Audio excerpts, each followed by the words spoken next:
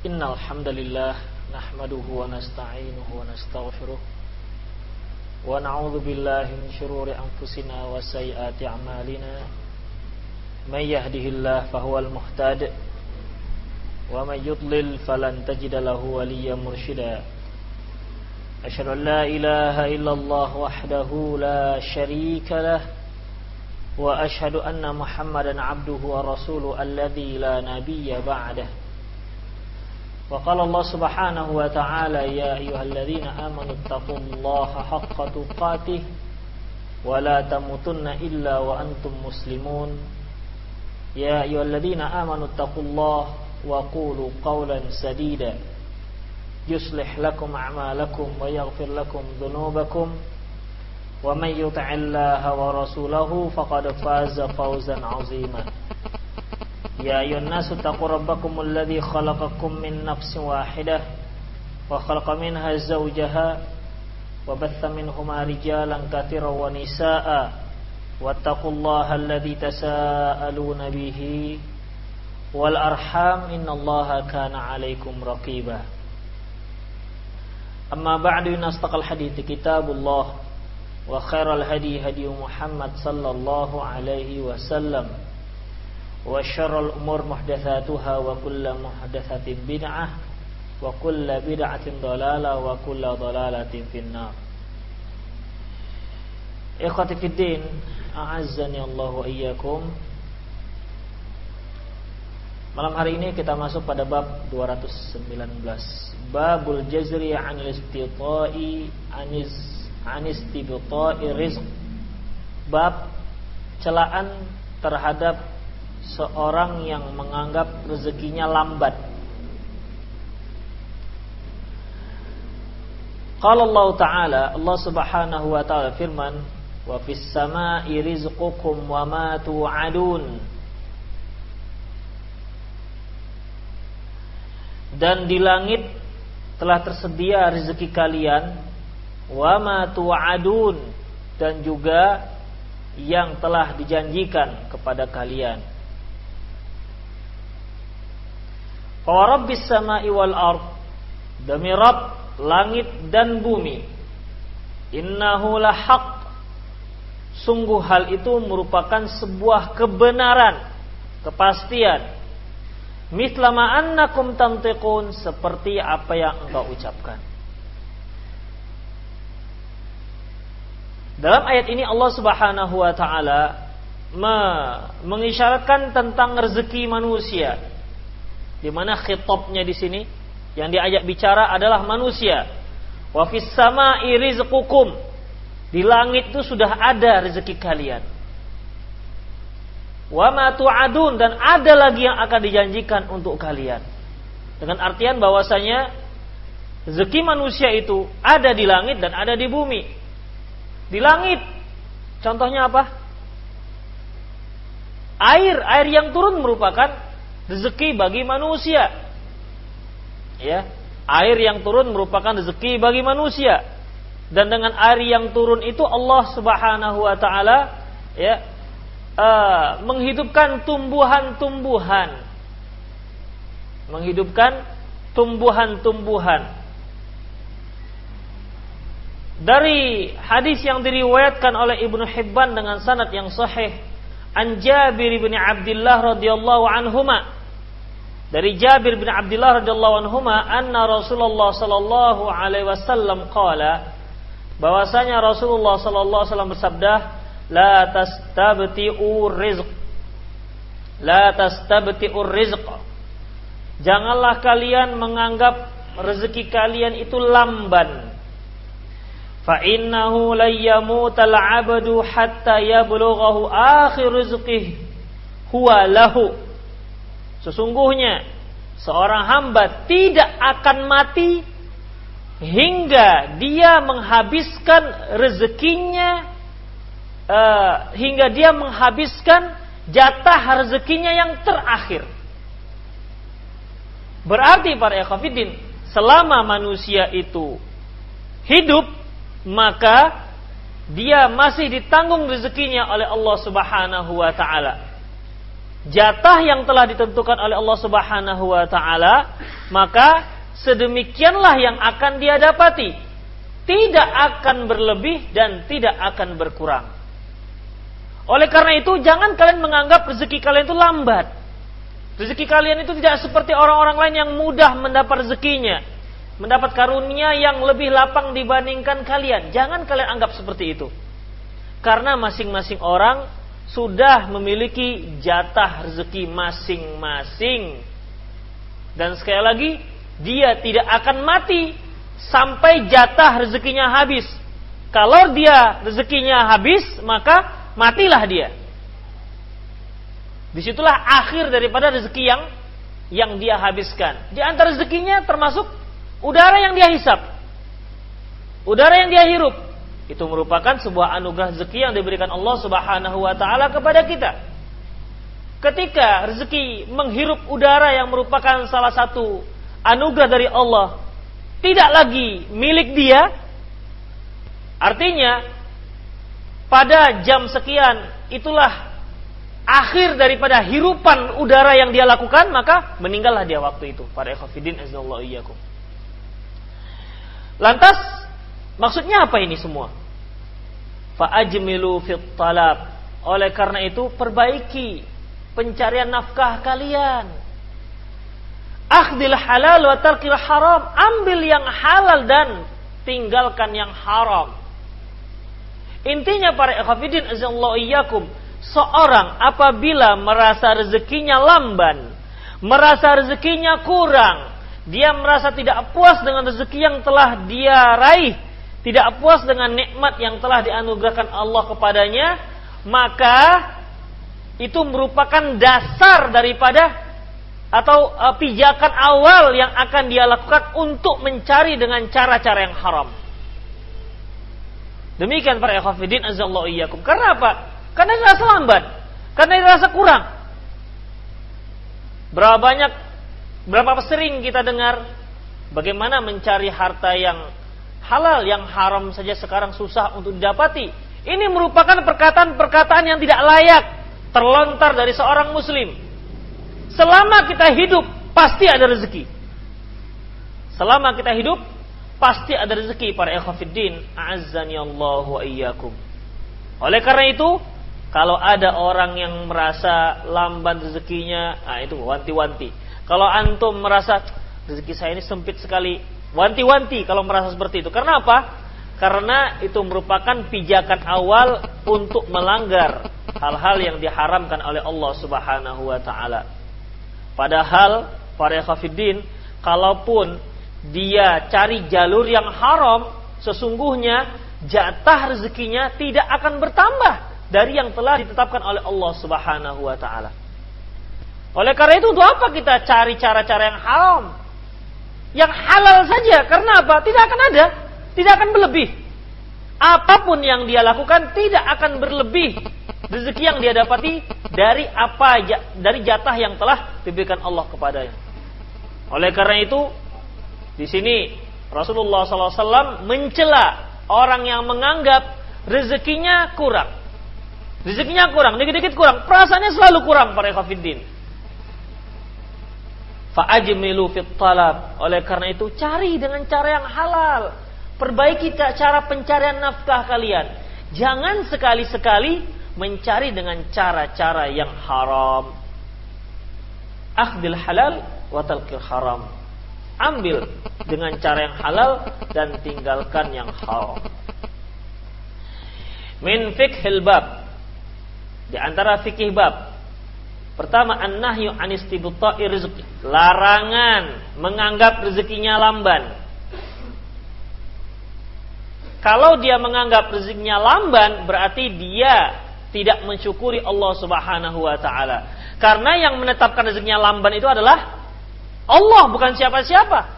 Apa dia mau protes dengan Allah Subhanahu wa taala? Itu sudah ketetapan yang diberikan Allah kepada dirinya. An-nahyu an istibta'i rizq. Larangan menganggap rezeki lamban. Faman fa'ala dzalika sara'a fi akhdhil mali min kulli saubin. Barang siapa yang merasa demikian, Barang siapa yang menganggap rezekinya lamban, maka hal itu akan mempercepat dirinya untuk meraih harta dengan segala cara. Wala yaqim 'indal halal, dan dia tidak akan mencarinya dengan yang halal saja, pasti dengan yang haram dia lakukan.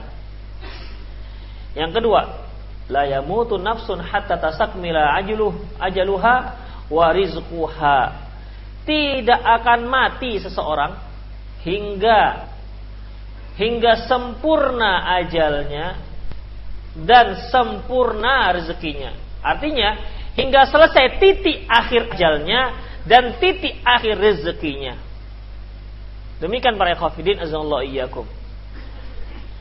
Kalau ada yang mengatakan, tapi Pak Ustadz, ada orang yang mencari rezekinya dengan cara yang halal, dan ternyata rezekinya itu kondisinya tetap saja miskin, atau istilah orang Jawa, kondisi tetap saja blangsat katanya, miskin terus. Tapi setelah dia beralih sedikit dengan cara yang haram, mulailah ekonominya naik, mulai beli ini beli itu dan seterusnya. Jadi ini bagaimana? Para ikhwatiddin, a'azzani Allah wa iyyakum. Ketahuilah, barang siapa yang mencari rezeki dengan cara yang haram dan ternyata rezekinya itu bertambah dan terlihat ekonominya membaik menurut dia, pasti rezekinya tersebut terputus dari barokah. Berapa banyak orang yang gajinya bulanan, income-nya bulanan itu sudah puluhan juta, namun merasa resah, merasa tetap tidak cukup. Ini berarti apa? Karena tidak barokah. Berapa banyak orang yang mudah dapat uang? Mudah sekali dapat uang, tapi dengan cara yang haram. Coba tanya ke dia, kemana uang yang dia kumpulkan? Akan pergi begitu saja. Mudah dapatnya, mudah keluarnya. Tidak berkah. Merasa apa yang saya kumpulkan? Setahu saya rezeki saya banyak, tapi mana dia? Dia tetap merasa tidak puas, merasa kurang. Ini berarti tidak berkah. Walaupun nilai nominalnya terlihat banyak, namun tidak berkah. Inilah yang ketiga, yang bagi 'alal 'abdi ayya'khudha bil asbab. Hanya saja para ikhwatiddin, memang bahwasanya rezeki seorang hamba itu sudah ditetapkan oleh Allah. Bukan berarti kita ongkang-ongkang kaki, tidak berusaha mencarinya. Kemudian wala yatlubu ma 'indallahi illa bima syara Allah bi ta'atih. Dan janganlah seorang mencari apa yang ada di sisi Allah. Rezeki kita itu kan dari Allah. Janganlah seseorang mencari sesuatu apa yang ada di sisi Allah dengan cara yang tidak disyariatkan. Jadi carilah anugerah dari Allah itu dengan cara yang disyariatkan dan dengan cara mentaatinya, para ikhwatiddin azanallahu iyyakum. Ada orang yang susah, kita lihat dia susah, serba sederhana, tapi bisa saja dia lebih gembira, lebih tenang ketimbang kita yang sudah memiliki simpanan sekian miliar misalnya. Bisa saja seperti itu para ikhwatiddin. Ya. Berapa banyak orang yang kaya raya, uangnya dia hambur-hamburkan, dia foya-foyakan, dia pergunakan untuk hal-hal yang jelas tidak disyariatkan. Habis begitu saja. Padahal setiap yang dia dapati akan ditanya, dari mana kamu dapati ini uang? Kemudian dia hambur-hamburkan, dia habiskan uang itu, juga akan ditanya, kemana kamu selesaikan, kamu habiskan uangmu ini. Bukan artinya selesai begitu saja setelah dia hambur-hamburkan. Berarti perhitungannya para ikhwatiddin tambah banyak. Makanya para sahabat yang kaya raya pada zaman Rasulullah SAW, dia mendapatkan rezekinya dari yang halal dan menginfakkannya untuk jalan Allah Subhanahu wa taala. Oke, dia dapati dengan cara yang halal. Kemudian dia selesaikan ataupun dia lenyapkan atau dia pergunakan ke jalan apa? Ini juga akan dipertanyakan. Oleh karena itu, cari rezeki yang halal. ya, cari rezeki yang rezeki yang halal. Yang penting berkah dan banyak. Kalau nggak dapat berkah dan secukupnya juga nggak apa-apa. Itu artinya kita itu berusaha untuk mendapatkan rezeki yang secukupnya dan yang banyak. Agar apa? Tentunya tujuan kita bukan untuk berbangga-bangga, tetapi banyak hal yang bisa kita lakukan dengan rezeki yang melimpah yang diberikan Allah Subhanahu wa taala kepada kita. Banyak hal. Mungkin antum masih ingat kisah orang-orang miskin yang mengadu kepada Rasulullah sallallahu alaihi wasallam. Ya Rasulullah, dhahaba ahlud dusur bil ujur. Ya Rasulullah, orang-orang kaya telah terlalu banyak meraup harta, meraup pahala. Kami apa? Loh, kenapa demikian kata Rasulullah? Yusalluna kama nusalli. Mereka salat seperti kami salat. Wa yasumuna kama nasum. Mereka berpuasa sebagaimana kami berpuasa. Tapi mereka bersedekah, kami enggak ada yang kami sedekahkan. Rasulullah sallallahu alaihi wasallam menyebutkan, kalau begitu aku ajarkan kepada kalian satu amalan yang bisa melomba pahala mereka, fadilah mereka. Rasulullah mengajarkan tasbih, tahlil, tasbih, tahmid dan takbir. Mereka pun pulang. Karena apa? Bakal bisa melomba. Jadi para hafidin coba perhatikan, istibaq lil khair, berlomba dalam kebaikan, berlomba-lomba pada zaman sahabat itu bukan untuk berlomba-lomba meraih harta sebanyak-banyaknya. Kenapa?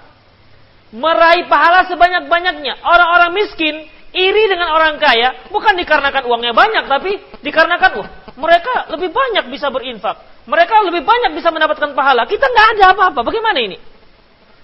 Jadi bukan hartanya yang mereka irikan. Tak berapa lama kemudian mereka pun datang. Ya Rasulullah, rupanya amalan itu dilakukan juga dengan orang-orang kaya. Gimana ya Rasulullah? Mereka juga ikut zikir rupanya, sebagaimana yang kami lakukan. Apa kata Rasulullah? Dzalika fadlullah yu'ti man yasha. Itu merupakan keutamaan Allah yang diberikan Allah kepada siapa yang Dia kehendaki. Ya sudahlah, kamu syukuri saja apa yang kamu dapati. Jadi banyak yang bisa kita lakukan dengan harta tersebut selama harta tersebut kita gunakan untuk hal-hal yang diridhai oleh Allah Subhanahu wa taala. Oleh karena itu, ya, kita seorang muslim diperintahkan dan dianjurkan untuk bekerja keras untuk apa? Untuk mencari nafkah, untuk mencukupkan kebutuhan anak dan istri. Salah seorang sahabat pernah ketika dia mau meninggal, dia wasiatkan untuk menginfakkan seluruh hartanya. Apa kata Rasulullah SAW? Sungguhnya kamu meninggalkan keluargamu dalam keadaan kecukupan itu lebih baik ketimbang kamu meninggalkan keluargamu dalam keadaan mengemis. Yatakaffafunan nas, dalam keadaan mengemis. Mendingan kita tinggalkan mereka dalam keadaan kecukupan. Para khafidin azallahu iyyakum. Oleh karena itu, rezeki itu kita cari. Dan sekali lagi, kita dituntut untuk mencari rezeki tersebut, namun dengan cara yang halal. Ya, dengan cara yang halal. Jadi nggak ada zaman sahabat itu kerjanya cuma zikir saja. Begitu bangun tidur sampai tidur lagi zikir saja. Tidak ada. Mereka punya tanggung jawab terhadap anak dan istri mereka, terhadap keluarga mereka. Punya tanggung jawab. Jadi hak Allah mereka tunaikan, hak istri mereka tunaikan, hak keluarga mereka tunaikan, dan hak mereka sendiri juga mereka tunaikan. Itulah seorang muslim yang sejati. Ya, seorang muslim yang sejati. Seorang muslim yang kerjanya di masjid saja tanpa peduli dengan keadaan anak dan istrinya, ini bukan muslim sejati. Ini muslim yang egois. Mengapa demikian? Dia hanya mementingkan dirinya sendiri saja. Yang penting dia yang masuk surga. Padahal tidak akan bisa masuk surga kalau anak dan istrinya tidak masuk surga. Mengapa? Anak dan istrinya berada di bawah tanggung jawab dia. Kecuali kalau dia sudah berusaha dengan semaksimal mungkin untuk mendidik mereka. Tinggal dia di masjid misalnya, anak dan istrinya kelaparan, berdosa orang ini, suami seperti ini. Oleh karena itu para ikhwatiddin azallahu iyyakum, wa yanbaghi 'alal 'abdi ay ya'khudha bil asbab. Seorang hamba hendaklah dia melaksanakan sebab-sebab, menempuh jalur sebab-sebab untuk mendapatkan rezeki itu. Ya. Jangan antum harapkan mukjizat dan karomah. Berdoa di depan peti, begitu buka peti, kemudian mendapatkan emas, intan dan perak. Mengapa? Dia bayang-bayangkan dia sudah sampai pada derajat sunan apa itu? Sunan giri apa Pak? Yang buah rimbang dijadikan emas itu. Para khafidin azallahu iyyakum, ya. Tidak bisa demikian. Rasulullah tidak demikian. Para sahabat tidak demikian. Ya, cari rezeki. Penuhi kebutuhan keluarga dengan cara yang halal. Dan setelah kita berusaha dengan semaksimal mungkin, kemudian apa yang kita dapati itu syukurilah. Insya Allah Allah akan memberi kita kecukupan. Syukuri dengan mentaati Allah Subhanahu wa taala. Sebagaimana firman Allah Subhanahu wa taala, barang siapa yang bersyukur, maka dia akan diberi tambahan rezeki. Apa Arabnya? Hah? Gimana? Wala in syakartum la azidannakum. Apabila kalian bersyukur, ya, akan aku tambah. Syukur di sini para ikhwafidin sekali lagi, ya. Syukur di sini bukan begitu dapat alhamdulillah, titik. Ini syukurnya orang-orang sangat awam ini. Dapat rezeki alhamdulillah, tapi enggak salat ataupun salatnya lalai atau tidak mendidik istrinya dengan cara yang disyariatkan oleh Allah. Ini enggak orang bersyukur namanya. Bukan orang yang bersyukur. Orang yang bersyukur itu adalah pertama, ya, dia ucap alhamdulillah. Ini merupakan anugerah dari Allah supaya dia enggak sombong. Yang kedua, dia laksanakan perintah Allah. Itu sebagai realisasi dari orang yang bersyukur, baru akan ditambah oleh Allah Subhanahu wa taala rezekinya. Jangan dikira aku sudah kalau dapat habis makan alhamdulillahnya.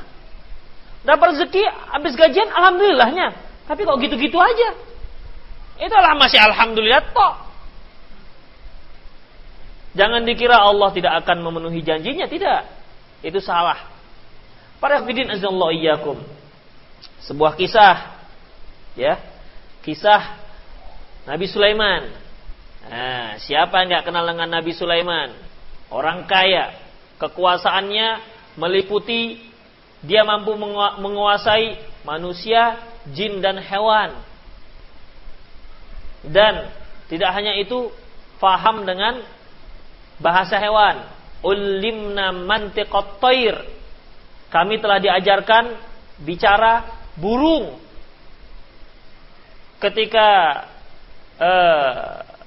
Ketika Nabi Sulaiman bersama tenteranya melewati suatu tempat, satu jalan, di situ ada sarang semut. Apa kata kapten semutnya, komandan semutnya? Ya ayyuhan namlu dukhulu masakinakum la yahtimannakum Sulaiman wa junuduhu wa hum la yash'urun. Wahai tenteraku, wahai semut-semut sekalian, masuk kalian ke dalam sarang-sarang kalian. Jangan sampai kalian diinjak-injak oleh Nabi Sulaiman dan tenteranya, sementara mereka enggak merasa. Nah, semut, siapa yang merasa? Nabi Sulaiman fatabassama dhahikam min qawliha. Nabi Sulaiman tersenyum sambil tertawa dengan ucapan daripada si semut itu. Nabi Sulaiman itu dari sisi dengan hewan, muamalahnya sangat baik dengan hewan. Istananya, antum saya yakin sudah dengar kisahnya. Raja saja, ratu yang hebat saja ketika masuk istana Nabi Sulaiman terpaksa mengangkat roknya. Dikira istana Nabi Sulaiman itu kebanjiran. Ini istana raja kok kebanjiran? Padahal tidak. Ya. Ketika dikatakan kepada Ratu Balqis, qila laha dakhulis sarh, dikatakan kepadanya, silahkan kamu masuk ke sorah itu istana. Falamma ra'athu hasibathu lujjatan wa kashafat an saqaiha. Ketika dia masuk, dia lihat, ini banjir ini. Ya, ada air, istana ada air. Istana diisi air. Karena disuruh masuk, wa kashafat an saqaiha. Kemudian ratu itu pun mengangkat roknya sehingga terlihat kedua betisnya. Berarti orang dulu pakai baju panjang. Orang kafir dulu pakai baju panjang. Ya. Ratu Balkis dan masyarakatnya penyembah matahari di negeri Sabah. Pakaian mereka bagaimana? Pakaian panjang, rok panjang. Kalau seandainya pakai rok mini, kan nggak perlu diangkat-angkat, udah nampak, bukan betisnya, pahanya pun nampak. Demikian para ikhwatiddin. Wa kasyafat an saqaiha. Dan terlihatlah kedua betisnya. Kata Nabi Sulaiman, enggak usah, turunkan. Qala innahu sarhum mumarradun min qawarir. Ini istana terbuat dari kaca. Demikian para ikhwatiddin. Hebatnya Nabi Sulaiman. Ya. Nah, dalam satu kisah ketika Nabi Sulaiman minta supaya istananya, singgasananya Ratu Balkis supaya dibawa oleh mereka dari negeri Sabak ke Palestina. Negeri Sabak itu ke Yaman, di Yaman. Sabak di Yaman, kerajaan Nabi Sulaiman di Palestina. Ya, di Palestina. Kata Nabi Sulaiman, siapa yang bisa membawa singgasananya Ratu Sabak, Ratu Balkis ke Palestina, ke depan saya ini? Siapa yang bisa? Mengapa kok singgasananya? Karena singgasananya itu kebanggaan kerajaan Sabak. Kalau boleh saya katakan untuk Sumatera Utara itu Menara Tirtanadi misalnya. Untuk Jakarta Monasnya. Ada kebanggaan. Kalau Inggris Eiffelnya misalnya. Kalau Mesir piramidanya begitu. Ada kebanggaan yang yang sangat dibanggakan oleh masyarakatnya. Bawa itu. Supaya tahu mereka bahwasanya mereka nggak ada apa-apanya. Sudahlah kafir, nggak ada apa-apanya lagi. Begitu maksudnya. Untuk menghinakan mereka supaya mereka itu bersyukur supaya mereka taubat dan jangan merasa bangga kali. Apa yang mereka dapati itu belum ada apa-apanya dibandingkan yang diberikan Allah kepada kita, kata Nabi Sulaiman. Wa ma atani Allahu khairum mimma atahum. Apa yang telah diberikan Allah kepadaku lebih baik daripada apa yang diberikan Allah kepada mereka. Namun kami bertauhid menyembah Allah. Seharusnya mereka tuh ya tahu diri gitulah kira-kira. Nah, setelah terlihat ada singgasana yang dibawa oleh seorang yang memiliki ilmu dari kitab, qala alladhi ilmu minal kitabi ana atika bi qabla yartadda ilaika tarfuk. Aku akan bawa dia Nabi Sulaiman ya sebelum matamu berkedip. Falamma ra'ahu mustaqirran 'indahu qala hadza min fadli rabbi. Ketika Nabi Sulaiman melihat singgasana itu ada di hadapannya, sebentar saja, begitu sekedip sampai. Coba. Teknologi mana yang bisa sekarang melakukan hal itu? Sekedip sampai dari Yaman ke Palestina. Ada yang sempat itu sekarang? Belum ada. Berarti kehebatan Nabi Sulaiman waktu itu. Namun begitu pun apakah dia merasa arogansi kalau saya enggak. Qala hadza min fadli rabbi. Qala hadza min fadli rabbi. Itu yang pertama sekali yang dia ingat. Ini adalah anugerah dari Rabbku. Liyabluwani aashkuru am akfur. Untuk mengujiku apakah aku orang yang kafir ataukah aku orang yang bersyukur. Para khafidin azallahu iyyakum. Itu Nabi Sulaiman. Ya. Nabi Sulaiman, apa yang diberikan Allah Subhanahu wa taala kepadanya, dia pergunakan untuk hal-hal yang diridhoi oleh Allah Subhanahu wa taala. Demikian. Oleh karena itu, sesempit apapun rezeki kita para khafidin azallahu iyyakum, ya. Pertama, ketahuilah jatah rezeki kita itu sudah ditentukan oleh Allah Subhanahu wa taala. Secara baik secara keseluruhan maupun secara tafsil, detail. Misalnya, hari ini jatahmu cuma sekian puluh ribu. Besok mungkin agak naik. Atau lusa nggak buka dasar. Bisa saja seperti itu. Ya, sampai habis rezeki yang telah disediakan Allah untuk dia.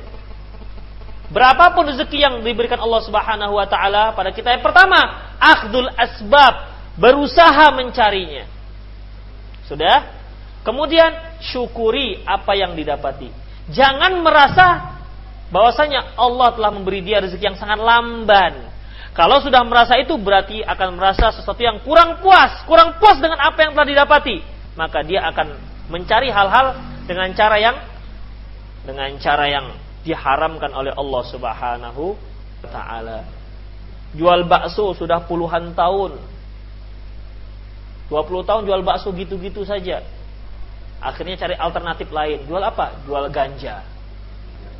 Nah, ternyata Allah ridho dengan saya. Jual ganja baru Allah beri saya rezeki. Begitu pun alasannya. Kalau Allah nggak ridho, berarti Allah kan nggak beri rezeki kepada saya. Ini karena Allah ridho lah, maka Allah udah beri rezeki kepada saya. Nah, begitu. Ini macam syubhat para dukun. Seandainya Allah nggak ridho dengan dukun, tentu Allah sudah musnahkan ilmu perdukunan. Ini malah sekarang berkembang. Iya, itu tandanya Allah tuh ridho. Nah, begitu. Yang aneh-aneh aja. Nanti iblis juga begitu. Tandanya kalau kafir tuh bagus. Mengapa? Buktinya Allah masih membuat orang kafir ada sampai akhir zaman. Itu yang kafir, anaknya kafir. Kalau seandainya Allah nggak ridho, buat aja mandul semua biar punah. Yang kafir mandul, dah begitu kan selesai. Nah, demikian. Apa berarti Allah ridho? Kan enggak. Demikian. Itu sudah sunatullahnya begitu, hukum alamnya begitu. Demikian para ikhwan fiddin azallahu iyyakum. Sekali lagi jangan merasa lambat. Usaha saja, usaha dan syukuri. Insyaallah kalaupun sedikit yang kita dapati, kita akan merasa itu berkah ketika kita mensyukurinya. Berkah dan kita merasa puas, ya. Kita merasa puas apa yang kita dapati. Kemudian 220 babul jazri ani ihsa'i sadaqah. Bab celaan terhadap orang yang menghitung-hitung sedekah yang dia keluarkan. Kalau mau sedekah, duitnya ada yang ungu, biru, apalagi merah, ada yang biru yang sudah lecek, itu dia uang 1.000.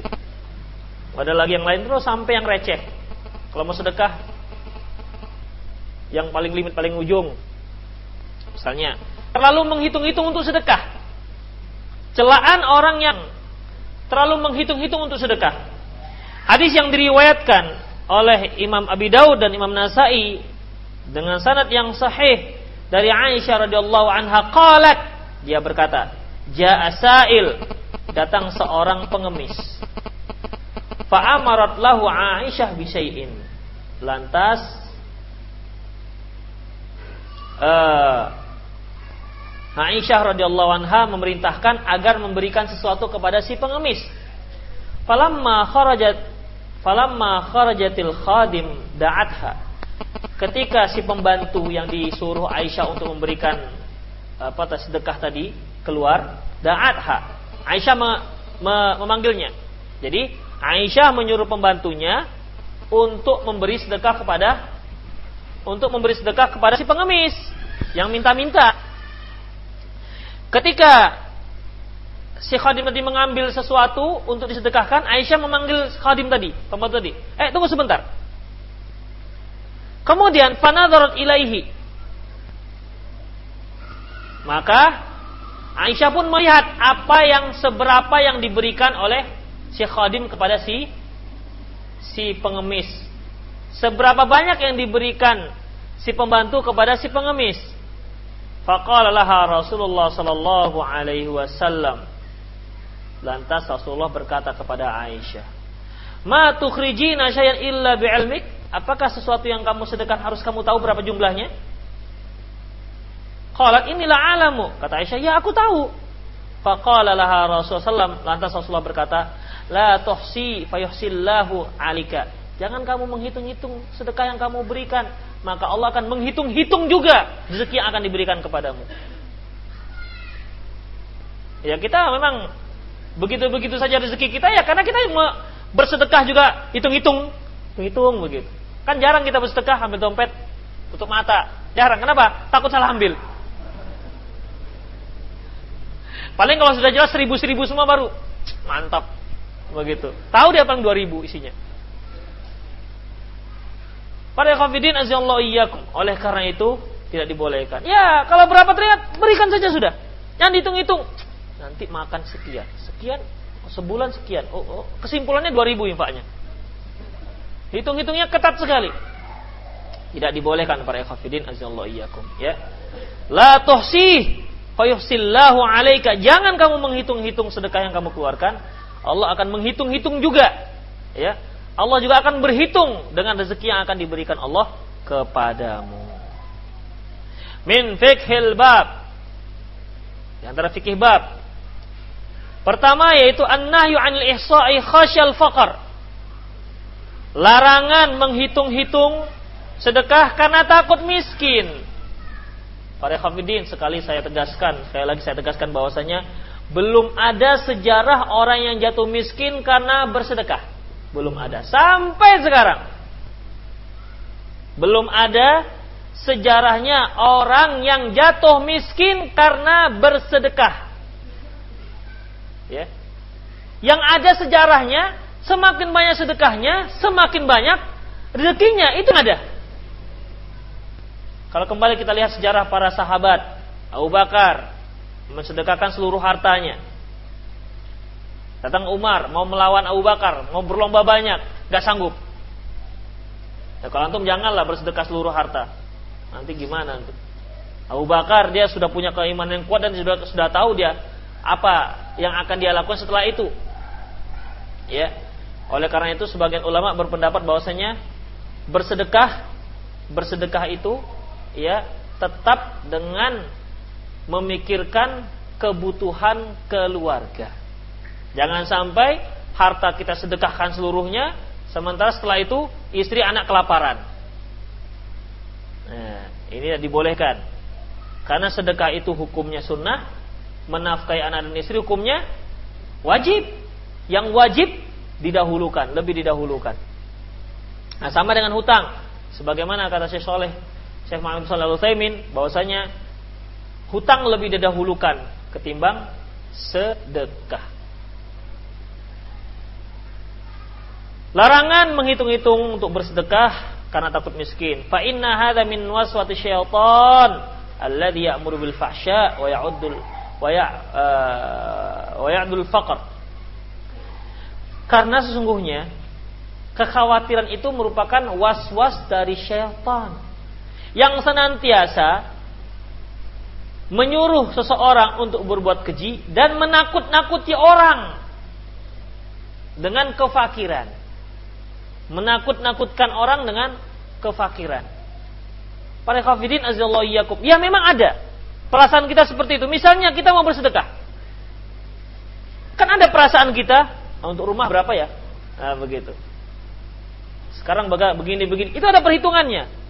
Ya walaupun enggak terlalu ketat, tapi ada di kepala kita itu hitung-hitungannya. Namun para ikhwatiddin azallahu iyyakum.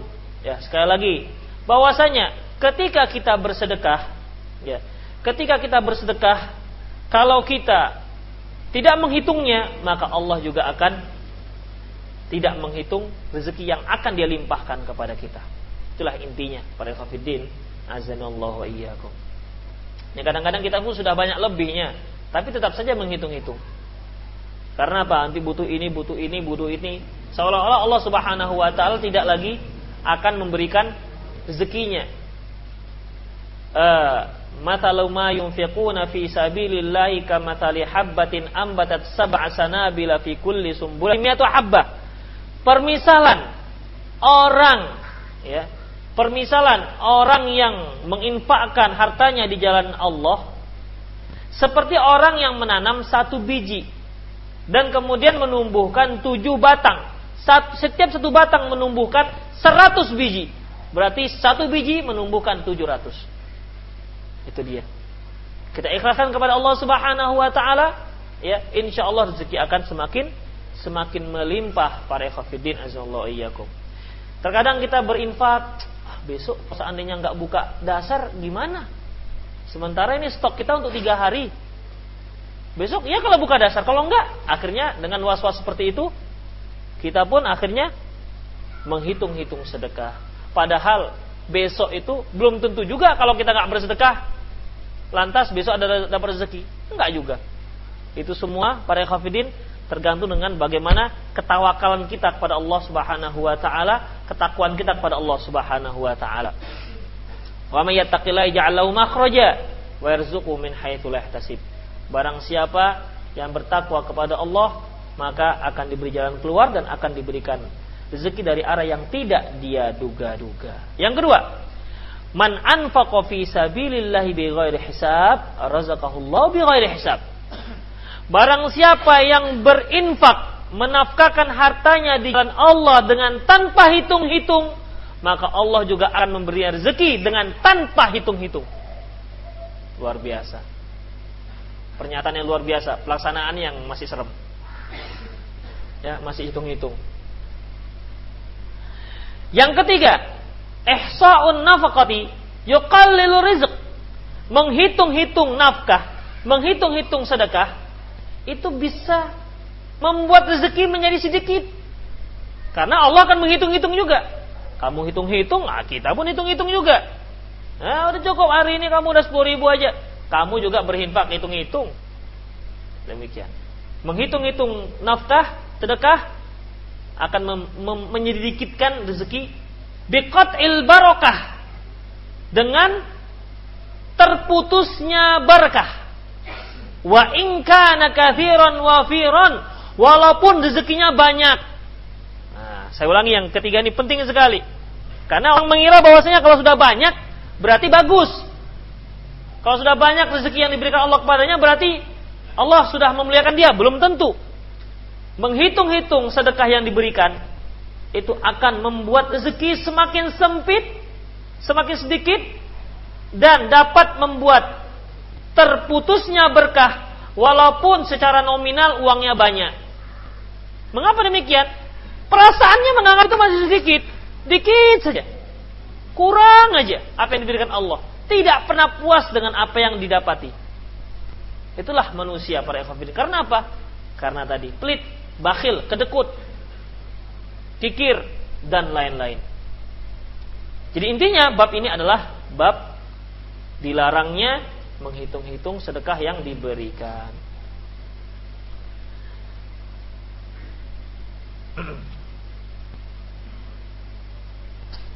Kemudian bab selanjutnya bab 231, bab taghlidul jazri minal man'iz zakah. Bab celaan yang keras terhadap orang yang tidak menunaikan zakat. Zakat harta ini maksudnya. Allah Subhanahu wa taala firman dalam surat Taubah ayat 34-35, "Walladzina yakniduna az-zahaba wal fiddata wa la yunfiquna fi sabilillah." Dan orang-orang yang menyimpan, mengumpul-ngumpulkan emas, menyimpan emas dan peraknya dan tidak mau menzakatkannya di jalan Allah, fabasyirhum bi'adzabin alim. Beri mereka berita, beri mereka kabar akan mendapat azab yang pedih.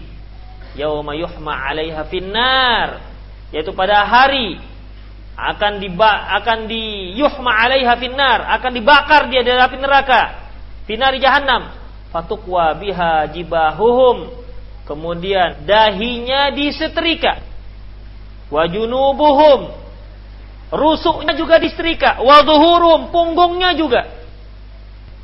Hadza ma kanaztum li anfusikum, inilah dia yang dulu kalian simpan-simpan. Jadi hartanya berupa emas dan perak yang tidak dikeluarkan zakatnya, itu nanti akan berupa bentuk setrika yang dipanaskan. Setelah panas, disetrika keningnya, seret. Disetrika rusuknya, disetrika punggungnya. Nah, inilah yang dahulu kalian simpan-simpan. Fadzuqu ma kuntum taknizun. Oleh karena itu, rasakan apa yang kalian simpan-simpan dulu. Enggak dikeluarkan harta zakat hartanya. Dalam surat Fussilat ayat 6-7, Allah Subhanahu wa taala firman, "Wa wailul lil musyrikin." Celaka bagi orang yang musyrik. Alladzina la yu'tuna zakata wa hum bil akhirati hum kafirun. Mereka yang tidak mau mengeluarkan zakat dan mereka dengan ingkar terhadap hari akhirat. Para ikhwatiddin, di sini yang dikatakan celaka adalah orang musyrik. Di antara penyebab celakanya, yaitu yang tidak membayar zakat. Dari sini juga ini merupakan salah satu dalil bahwasanya orang kafir itu dibebani hukum syariat. Ya. Orang Nasrani enggak salat, berdosa. Enggak berzakat, berdosa. Kalau dia berzakat, enggak ada pahalanya. Kalau dia salat, enggak ada pahalanya, namun tetap wajib untuk salat. Dia laksanakan salat sama seperti enggak salat. Mengapa? Ini ibarat orang yang melaksanakan salat tidak wudu. Orang yang enggak wudu kemudian salat, apakah sah salatnya? Enggak. Lantas kalau dia enggak sah salatnya, lantas selesai urusannya? Apa urusannya setelah itu? Dia wudu dan salat. Begitu. Tetap ada kewajiban. Tetap ada kewajiban. Demikian juga orang kafir wajib salat. Wajib zakat. Sudah? Mereka laksanakanlah wudu mereka, zakat mereka, salat mereka misalnya. Lantas enggak sah salat mereka, enggak sah zakat mereka. Zakat dan salat yang mereka lakukan harus diulang kembali sampai sah. Caranya bagaimana? Syahadat. Begitu. Jadi setiap hari mereka tuh berdosa. Habis sudah. Demikian. Nah, di sini celaka bagi orang yang musyrik, yang enggak mau membayar zakat dan mereka ingkar kepada hari akhirat. Orang kafir ini artinya.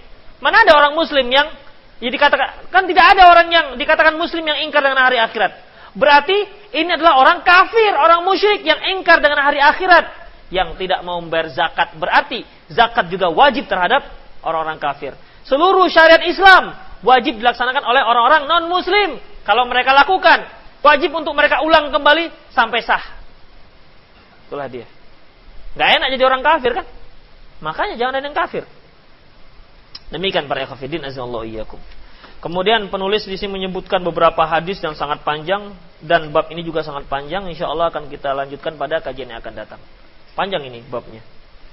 Dan hadisnya juga panjang-panjang. Demikianlah para ikhwatiddin azallahu iyyakum. Insyaallah kita lanjutkan pada kajian yang akan datang. Tetap pada malam Selasa insyaallah taala. Aku qouli hadza wa astaghfirullah li wa lakum wa lisal muslimin innahu wal ghafurur rahim. Ada pertanyaan silakan. Ya.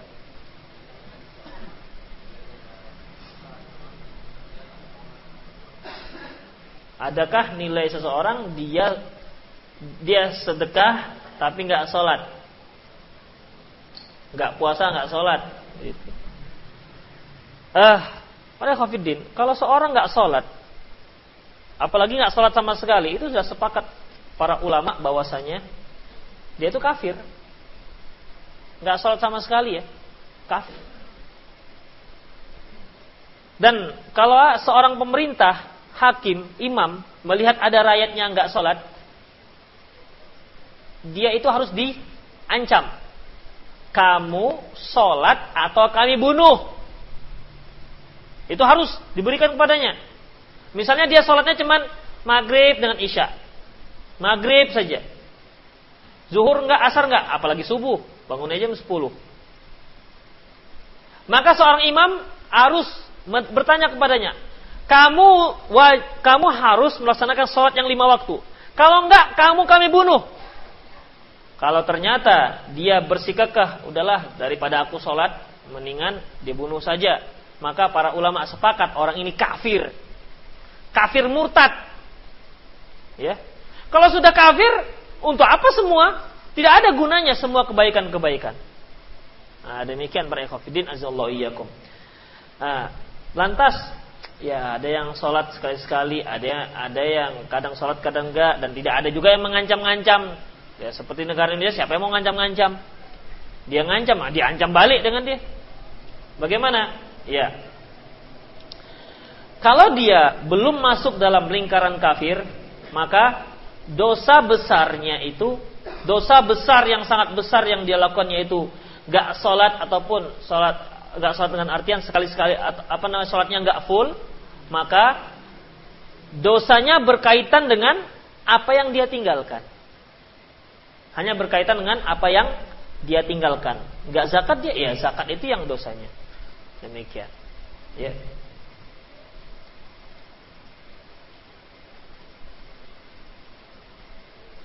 Kalau dulu waktu masih kecil saya ikut ngaji di ustadz-ustadz itu, orang yang puasa tapi nggak sholat, ibarat orang yang pakai tali pinggang tapi nggak pakai celana. Pakai tali pinggang tapi nggak pakai celana. Itu ibarat-ibarat saja. Ustadz, adakah dalam Islam istilah mati suri? Mati suri.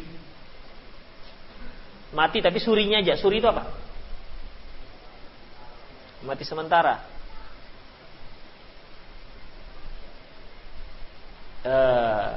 Sebenarnya ini harus ada definisi daripada ahli medis. Mati suri itu bagaimana?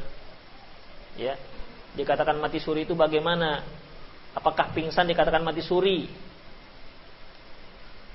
Di dalam Islam, para ikhwatiddin, manusia itu ada dua saja gendangnya, masih hidup atau sudah mati.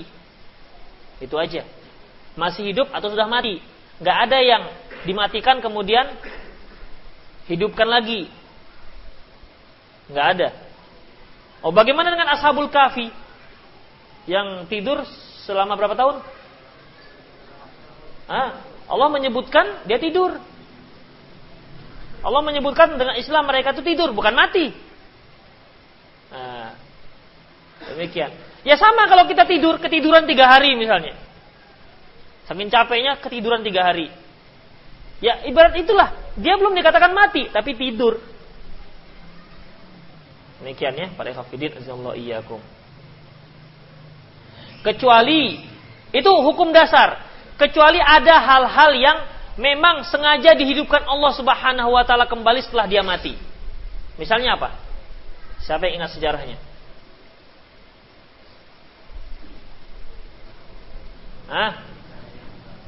Siapa?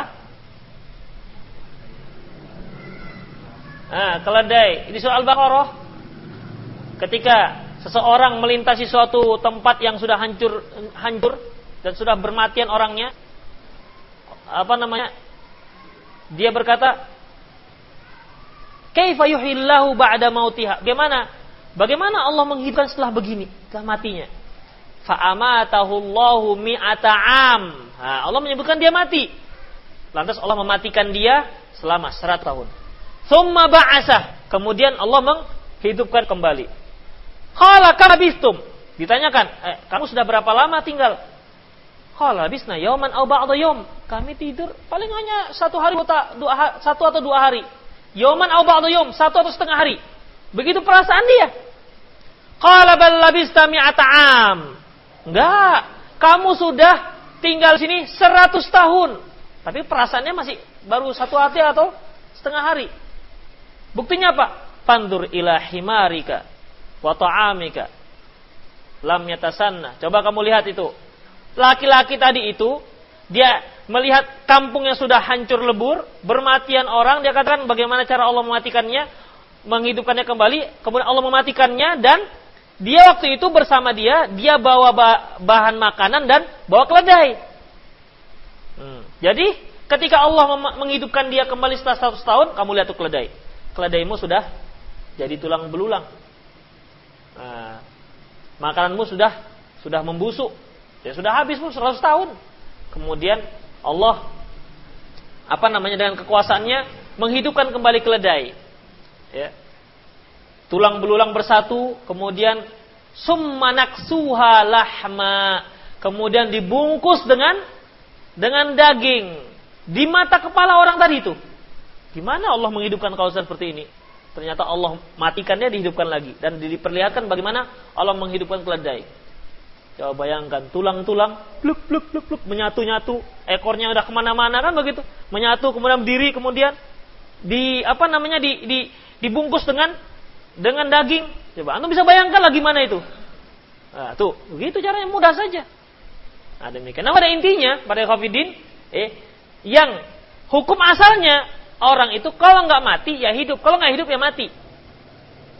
Demikian ya. Dan orang yang tadi pun ketika dia dimatikan Allah, dia tidak mengalami peristiwa alam barzakh. Berarti istimewa, tidak seperti yang mati-mati yang lain. Dia merasa perasaannya ngapain? Tidur. Kalau seandainya dia mati, kemudian sebagaimana yang lain-lainnya merasakan alam barzakh, tanya mereka, "Marabbuka?" Tentu jawabannya tidak lagi, "Berapa lama kamu tidur?" 1 hari, 2 hari, enggak gitu lagi. Rasanya sudah mati kan begitu. Nah, demikian. Jadi kalaupun dikatakan ada mati suri, yaitu bukan kematian. Sebab kalau sudah mati, maka urusannya sudah urusan alam barzakh.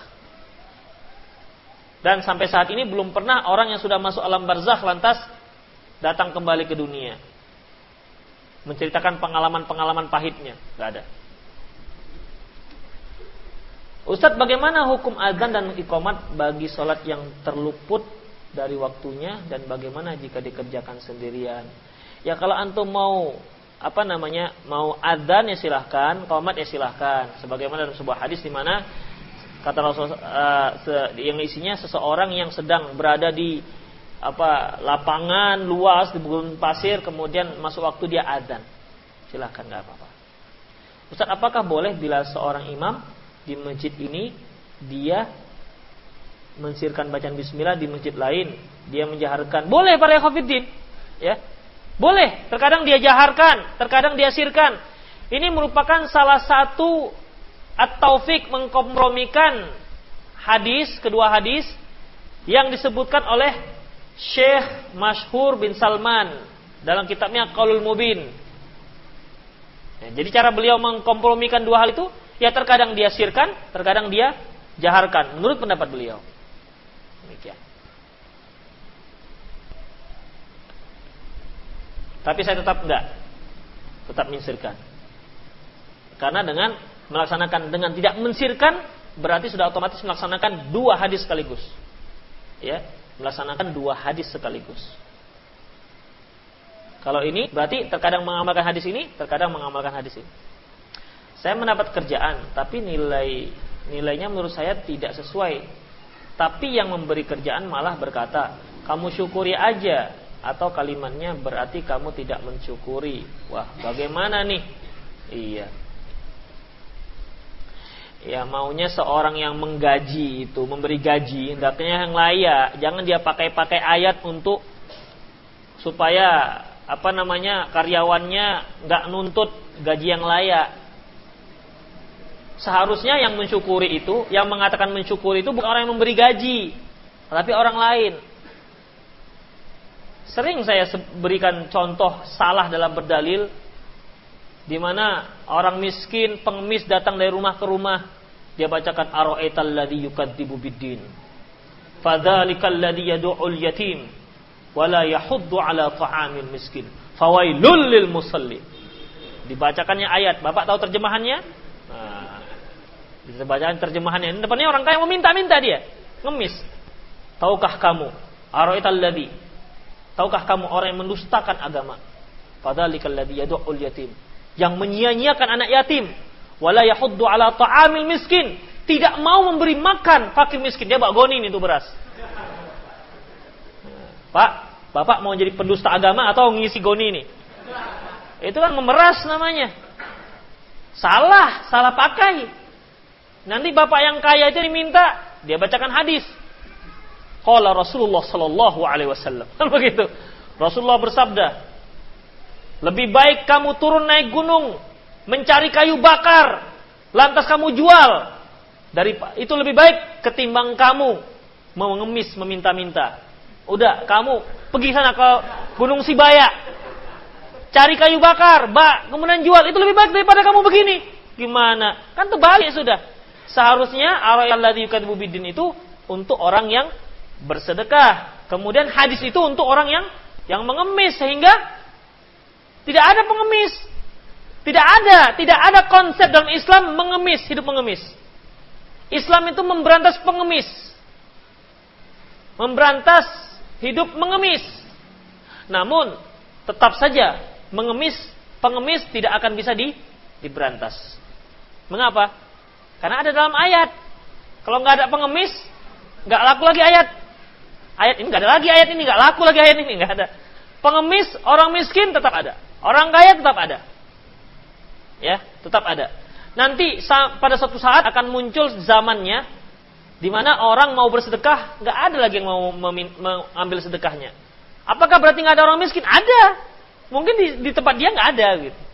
Nah, demikian. Ya miskinnya orang penduduk kota Medan beda dengan miskinnya orang Brunei. Iya, orang Brunei miskinnya punya mobil mereka. Pemerintah mereka membuatkan rumah. Begitu. Kalau rumahnya masih rumah-rumah yang sederhana, miskin, orang miskin ini. Tapi mereka punya wagon, punya mobil. Itu miskinnya mereka, miskinnya orang Saudi lain lagi. Miskinnya kita, ya, blangsatlah. Nah, demikian. Ya, jadi ini salah penempatan ucapan. Ini kan artinya mengkomersilkan qaulul haq, atau dengan istilah biasanya kalimatul haq urida bihil batil. Kalimat yang benar tapi tujuannya batil. Supaya apa? Udahlah terima aja itu gaji, walaupun enggak sesuai dengan yang standar gitu. Bila ada seorang salat sunnah ba'da isya, misalnya kemudian datang seorang memberikan isyarat untuk salat berjamaah, dia tidak tahu orang itu salat sunat. Bagaimana sikap keduanya dan apa hukumnya? Ya yang salat ya biasa saja, terus saja salat sunnahnya. Bila orang-orang awam kumpul, maka pemimpinnya menyebutkan Al-Fatihah. Ya, Al-Fatihah gitu. Bukan menyebutkan Al-Fatihah. Itu enggak akan ada yang membaca, tapi Al-Fatihah. Baru ada yang menyebutkan, yang lain ikut. Itu ada intonasinya, ada caranya. Isyarat. Tapi kalau Al-Fatihah, enggak akan ada yang ikut. Harus Al-Fatihah. Tuh baru. Seraya mengikuti membacakan surat tersebut.